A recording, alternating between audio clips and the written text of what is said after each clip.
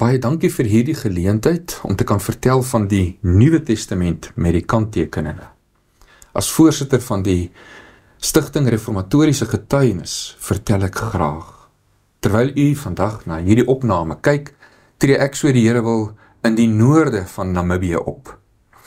Afrikaanse pioniere het die fakkel van die evangelie ons nie net in die binneland van Suid-Afrika ingedra nie, maar ver oor die grense, ja, tot diep in die kontinent van Afrika. Ons projek is ook hulle projek. Ja, net mooi almal se projek wat Afrikaans kan lees en verstaan. Uiteindelik hoop ons om die hele Bybel met al die kanttekeninge volledig beskikbaar te stel. Naast die webblad Bybel met kanttekeninge.co.za wil hierdie proefuitgawe nog verdere voorstelle van die Afrikaanse leser ontvang, voordat ons so die Here wil die finaal afgeronde produk in hande van die nageslag gee. Die uiteindelike weergawe hoop ook om die volle grootte van 'n studiebybel te wees. Dankie vir u geduld met hierdie voorlopige uitgawe. Dit is 'n harde band, wat eintlik wil vergelyk met die proefuitgawe van die 2020 Afrikaanse Bybelvertaling. U kan sien dat dit iets wat groter is, ongeveer gelyk aan die volledige weergawe van die volle 2020 Bybelvertaling, maar nog nie die grootte van 'n studiebybel, soos die Bybel met verklarende aantekeninge nie.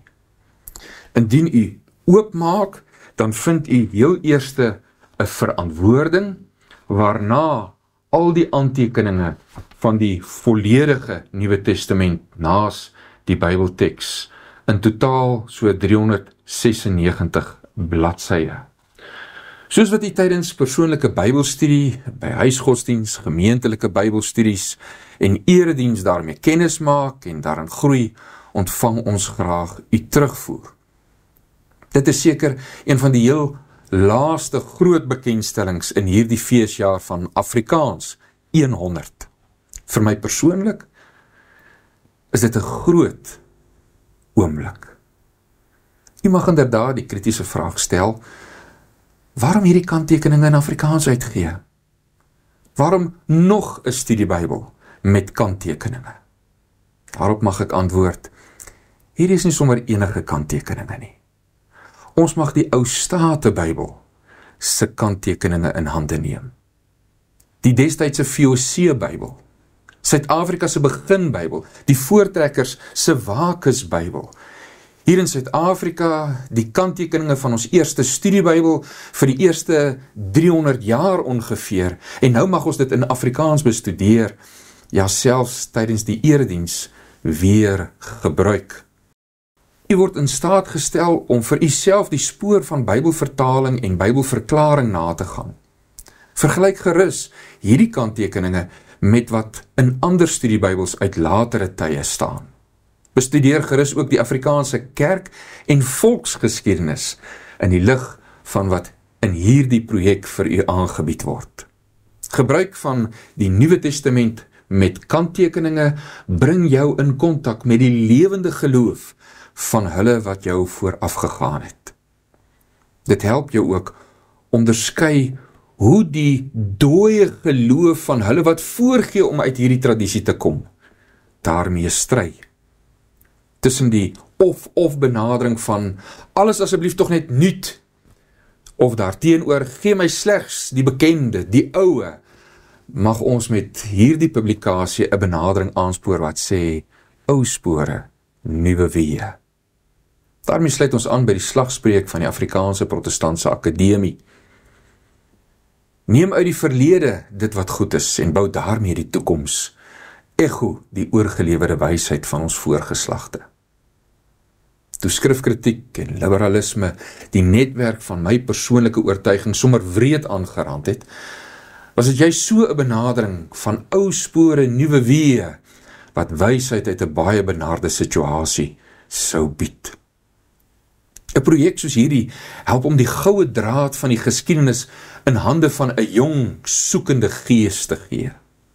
Dit help jou ook om in die ware sin van die woord krities te wees.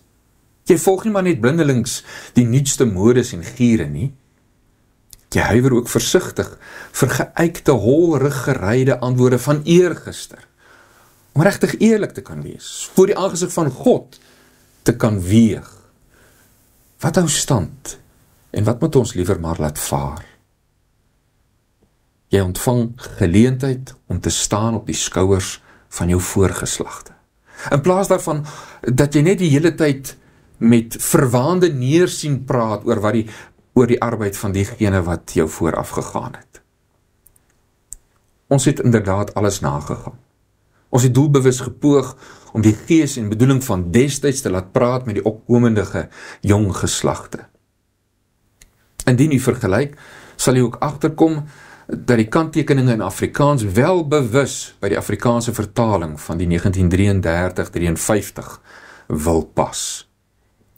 Daarom is ons ook so diep dankbaar vir die wetenskaplike medewerking van Dr. Hans Christian Bremmer en sy span daar in Nederland, by die Gereformeerde Bybelstigting. Enerzijds het die mense respek en waardering vir die ou vadere net gegroei deur hierdie projek, terwyl ons plek hulle arbeid so weergegee het, dat vir die kerkganger van vandag nog van waarde kan wees. In tye van verwarring, aanvegting, kerkverraad, volksverraad, kerkverval en heidendom, mag die jongeling daarmee 'n suiwere pad vind.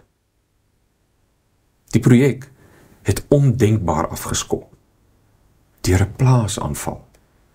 Wie sou kon dink? Beslis nie ek nie. Daarom dat hierdie oomblik by alle ander redes vir my so groot is.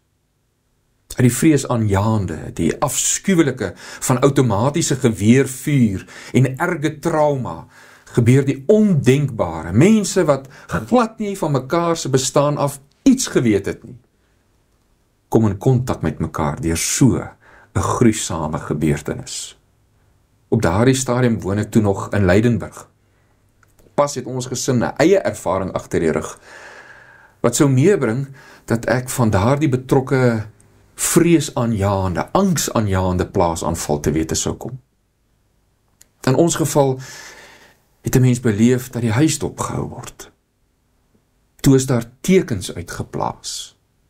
Jy verstaan nie, maar kan aanvoel hoe die onheil oor 'n kwessie van weke broei. Nagtelang slaap jy maar nouliks. Jy's op die uitkyk. Dan kom die dag dat daar toegeslaan word. Gelukkig was ons gesin teen daardie tyd paraat.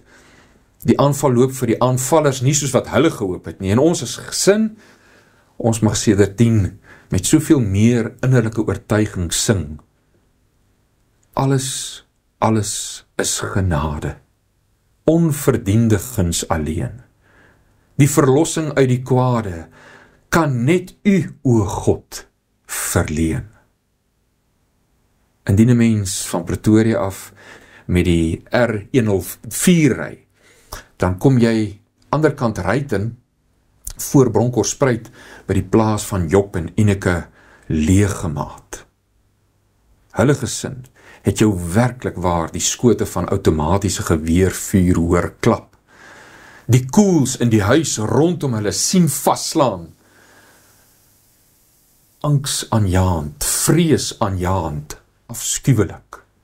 Ver bo ons begrip en verstand het vandag toe reeds waar begin word. Destyds het Lukas Swart ons in kontak met mekaar gebring. Min het ek geweet dat die leeggemaaks deel vorm van die gereformeerde gemeente in Nederland te Silverton. Min het hulle geweet dat ek diakonologie en missiologie doseer by die Afrikaanse Protestantse Akademie.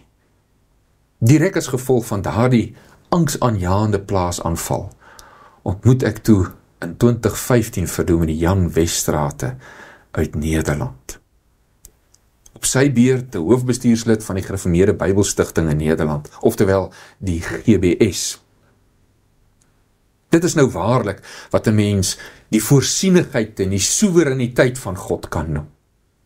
Van toe af kry die projek momentum.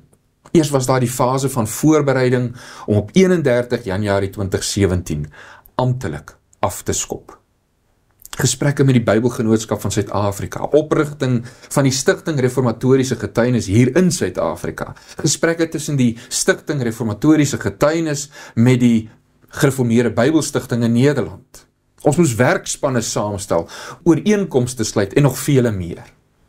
Die lekkerte van die projek was en is, dat dit nie 'n eenmans aangeleentheid is nie. Uit verskillende kerkverbande kon kundige mense gevind word, wat bereid was om saam te werk. Verder was dit tot op vandag toe 'n projek tussen wetenskappers en gewone Bybellesers. Hierdie proefuitgawe van die Nuwe Testament met die kanttekeninge verteenwoordig spanwerk op verskeie vlakke van samewerking. Ons sê dankie vir die Gereformeerde Bybelstigting in Nederland. Sonder die GBS sou vandag eenvoudig net nie plaasgevind het. 'n Besondere woord van dank aan Dominee Jan Westrate vir sy volgehoue bemiddeling en hartlike ondersteuning. Net so vir ons genoemde wetenskaplike medewerker Christian Bremmer en sy span daar in Nederland. Ons sê dankie aan Dr. Hannes Breitenbach van die Vrye Gereformeerde Kerke in Suid-Afrika, Dr. Gert Duursema van die NG Kerk, wat later welwillend ingestaan het vir Dr. Laurens Erasmus van die NG Kerk, Dr. Barend Jever van die Gereformeerde Protestantse Kerk daar in Brakpan, Dominee Slabbert Le Cornu, Dr. Gerard Meyer en broeder Hannes Neut van die GKSA en professor Gerrit Smit van die AP Kerk. Hulle het gehelp om die vertaalproewe vir ons aan te lewer. Ons is ook dank verskuldig aan die verskeie leesgroepe van die Gereformeerde Gemeente te Randburg, as ook die Gereformeerde Gemeente in Nederland te Silverton. Oor die afgelope 8 jaar is daar letterlik honderde ure, indien nie meer nie, in hierdie projek belê. Dankie aan die lede van die redaksie wat so getrou elke week saam vergader om die vertaalproewe vers vir vers, kanttekening vir kanttekening na te gaan. Marianne Kriel is ons baie bekwame taalversorger. Broer Jan Breeweg van Randburg, broers Cor Boer en Joost van den Bos van Silverton is ons ervare Bybellesers wat steeds gereelde gebruikers van die kanttekeninge by die Statenbybel is. En natuurlijk ook opregte dank aan my gewaardeerde kollega professor Koos Adendorf. Dan sê ons ook graag dankie vir lig en duisternis uitgewers wat vir ons die verspreiding behartig en Edge wat vir ons die bemarking doen. Daarmee het u sommer oorsig oor die hele proses wat ons volg. Eers die vertaalproewe, waarna die verskillende leeskommissies aan die beurt kom. Dan vind voorlopige taalversorging plaas, sodat die redaksie uiteindelik kanttekening vir kanttekening met inskakeling en oorleg van Nederland kan kom tot voorfinale weergawe, wat daarna nog eens taalversorg word, voordat dit op die webblad geplaas word vir kommentaar. Die Nuwe Testament met kanttekeninge het ook nog geleer dat selfs nadat die finale redaksie deur die drukker geset is, daar nog weer proeflees nodig is. Alles by alles groot werk, maar vir elkeen wat betrokke was en is, diep dankbare arbeid, in elke opsig afhanklik van die seën van die Here.